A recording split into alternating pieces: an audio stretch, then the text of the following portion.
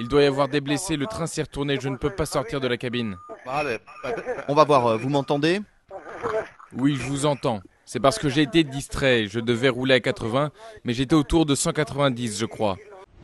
Si vous entendez par nouveau une piste certaine qui nous mène au tueur dans les heures qui viennent, hélas pour les familles des victimes, la réponse est non. Mais on a un certain nombre de pistes qui aujourd'hui semblent un peu moins intéressantes.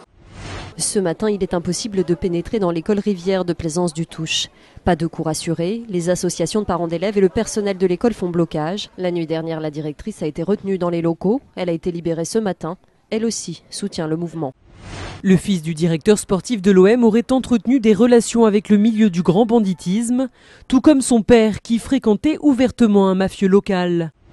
Essayons d'éradiquer le trafic de drogue, essayons d'empêcher les voyous d'acheter des kalachnikovs aussi facilement. Eh bien, je suis d'avis qu'on travaille ensemble dans les mois qui viennent.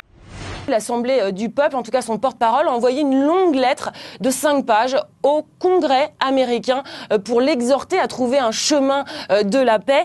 Cette lettre, elle est conclue par une phrase: au lieu de s'affronter, nous devrions travailler ensemble. Il faut mettre de côté, à l'approche notamment des élections municipales, les querelles politiques. Vous dites...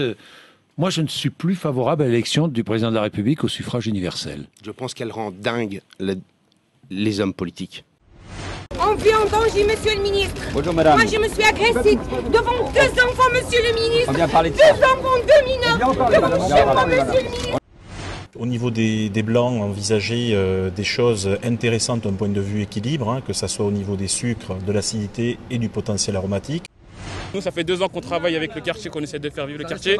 Et aujourd'hui, quand on va parler du quartier, on ne va pas dire que oui, il y a une association qui essaie de faire vivre le quartier en faisant des actions pour les jeunes, pour les familles du quartier.